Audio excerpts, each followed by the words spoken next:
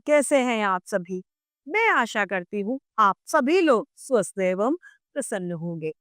आज हम हमारा पाठ समुच्चय बोधक अव्यय को पढ़ेंगे और समझेंगे। तो आइए इस पाठ को प्रारंभ करते हैं। यह है हमारा पाठ 14 समुच्चय बोधक अव्यय। कुछ खा लो और घर पर चले जाओ। उसने बहुत परिश्रम किया परंतु पास नहीं हुई। इस वाक्य में और तथा परंतु दोनों शब्द उप वाक्यों को जोड़ रहे हैं, अर्थात दो वाक्यों को आपस में जोड़ रहे हैं। अतः ये समुच्चय बोधक अव्यय है। या फिर हम कह सकते हैं वे शब्द जो दो शब्दों, वाक्यों या खंडों को जोड़ते हैं वे समुच्चय बोधक अव्यय कहलाते हैं। समुच्चय बोधक अव्यय के दो भेद होते हैं। पहला है समानाधिकरण समुच्चय बोधक अव्यय, दूसरा व्यधिकरण समुच्चय बोधक अव्यय। पहला है समानाधिकरण समुच्चय बोधक अव्यय। इसमें जो समुच्चय बोधक समान स्थिति वाले अर्थ, जो समुच्चय बोधक समान स्थिति वाले अर्थात स्वतंत्र पदों, वाक्यांशों या उपवाक्यांशों की समानता के आधार पर दूसरे शब्दों से जोड़ते हैं, उन्हें समानाधिकरण समुच्चय बोधक अव्यय कहते हैं। इसके चार भेद होते हैं: संयोजक, विभाजक, विरोधावाचक और परिणामवाचक।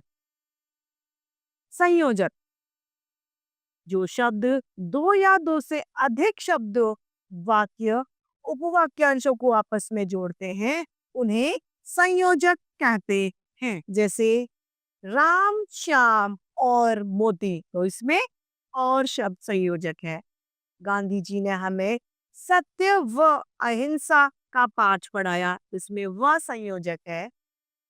सूरदास तथा तुलसीदास हिंदी के महान कवियों में से है। इन वाक्यों में तथा व और शब्द संयोजक शब्द होते हैं। अब है विभाजक शब्द, जो शब्द एक ही श्रेणी के हों, दो या दो से अधिक वस्तु या व्यक्तियों आदि से किसी एक के ग्रहण या त्याग का बोध कराते हैं, उन वाक्यांशों को जोड़ते हैं, उसे विभाजक शब्द कहते हैं। या अथवा चाहे इत्यादि इसके उदाहरण है। जैसे कि या तो मैं साइकिल खरीद लूंगा या कैमरा। इसके पास दो विकल्प हैं, या तो साइकिल खरीदेगा या फिर कैमरा।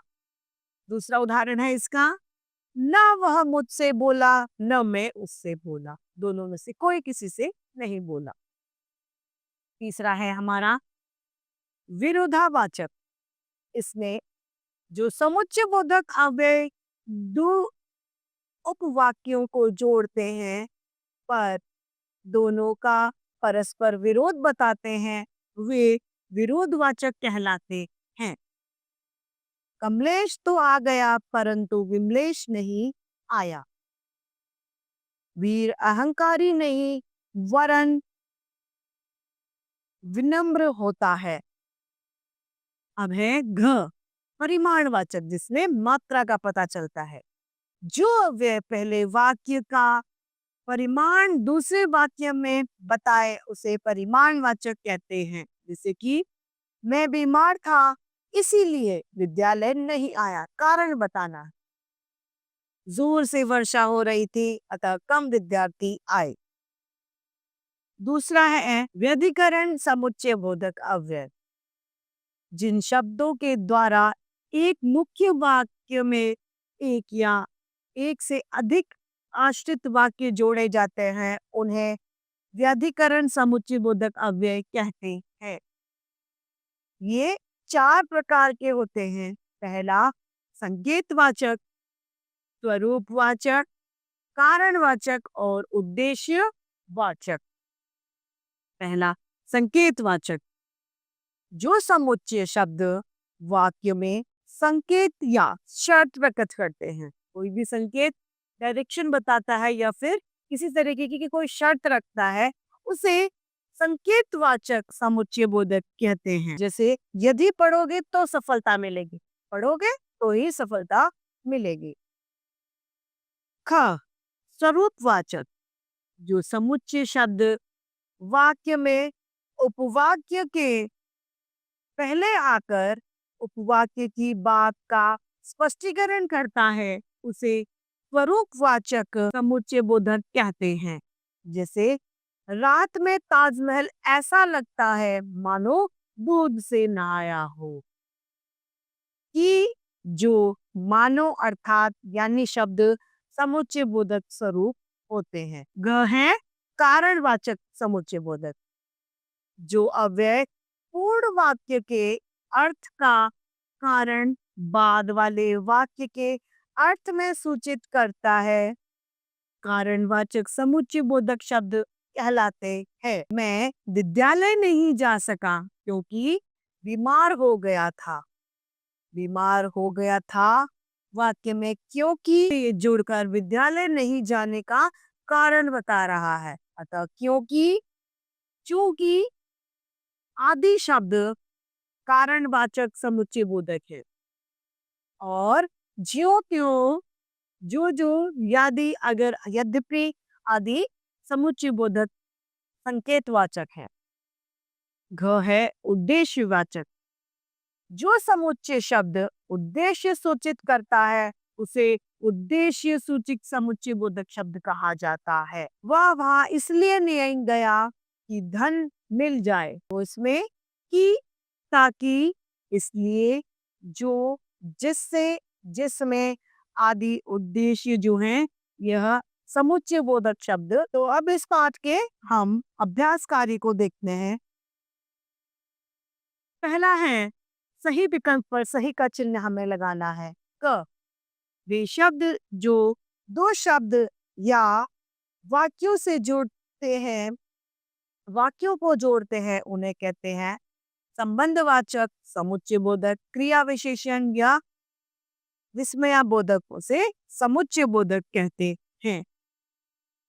प्रश्न ख, जो शब्द दो या दो से अधिक शब्द वाक्यों या उपवाक्यों को आपस में जोड़ते हैं, उन्हें कहते हैं विभाजक, प्रश्नवाचक, संयोजक या संधि संयोजक। ग, समुच्चय बोधक अव्यय के प्रकार होते हैं 1, 2, 3 या 4। 2, घ, जो समुच्चय शब्द उद्देश्य सूचित करते हैं उसे कहा जाता है संकेतवाचक, स्वरूपवाचक, कारणवाचक या उद्देश्यवाचक। प्रश्न दूसरा है हमारा, रिक्त स्थानों की पूर्ति कीजिए। क, वे शब्द जो दो शब्द वाक्यों अथवा खंडों को जोड़ते हैं वे समुच्चय बोधक अव्यय कहलाते हैं।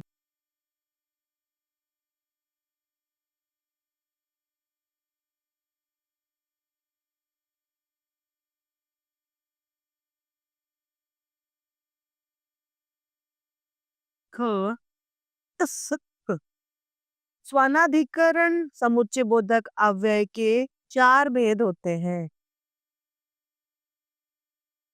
ग, सूरदास और तुलसीदास रिक्त स्थान के महान कवियों में से हिंदी के।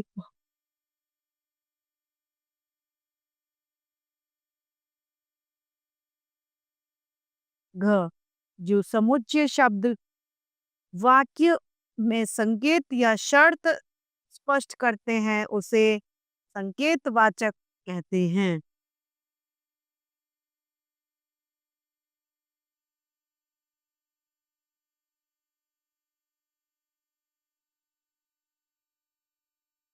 अब है प्रश्न तीसरा, निम्नलिखित प्रश्नों के उत्तर दीजिए। क, समुच्चय बोधक वाक्य में क्या काम करता है? समुच्चय बोधक वाक्य में दो वाक्यों के खंडों को आपस में जोड़ने का कार्य करता है। हाँ, संयोजक और विभाजक समुच्चय बोधक के दो दो उदाहरण दीजिए। संयोजक होता है जिसमें दो शब्द दो या दो से अधिक शब्दों या वाक्यों को आपस में जोड़ने का काम संयोजक करते हैं, जैसे कि राम श्याम और मोती खेल रहे हैं। यह संयोजक का उदाहरण है। विभाजक शब्द वे हैं जो दो शब्द एक ही श्रेणी या दो या अधिक वस्तुओं आदि को किसी तरह त्याग कराने का बोध कराते हैं। उन्हें विभाजक शब्द कहते हैं। जैसे कि या तो मैं कल आऊंगा, नहीं तो नहीं आऊंगा। ये इसका उदाहरण है। प्रश्न ग, समान अधिकरण समुच्चय के कितने भेद होते हैं? प्रत्येक का उदाहरण दीजिए। समान अधिकरण समुच्चय बोधक अवयव के चार भेद होते हैं। पहला संयोजक, दूसरा विभाजक, तीसरा विरोधावाचक, चौथा परिमाणवाचक। परिमाणवाचक का उदाहरण है मैं बीमार था इसीलिए विद्यालय नहीं आ सका। विरोधावाचक का उदाहरण है कमलेश तो गया परंतु विमलेश नहीं आया। विभाजक का उदाहरण है या तो मैं साइकिल लूंगा, नहीं तो कैमरा लूंगा। संयोजक का उदाहरण है राम श्याम और मोती खेल रहे हैं। अब है प्रश्न का व्याधिकरण समुच्चय बोधक के चार उदाहरण। व्याधिकरण समुच्चय बोधक के चार उदाहरण हैं। व्याधिकरण समुच्चय बोधक अव्यय का पहला उदाहरण है जो, तो, यदि, अगर, यद्यपि, तथा, आदि। तो इस तरीके से हमारा यह पाठ समाप्त होता है। मैं आशा करती हूँ आप सभी लोगों को यह पाठ भली भांति रूप से समझ में आया होगा। तो आज के लिए इतना ही, फिर मिलते हैं। धन्यवाद।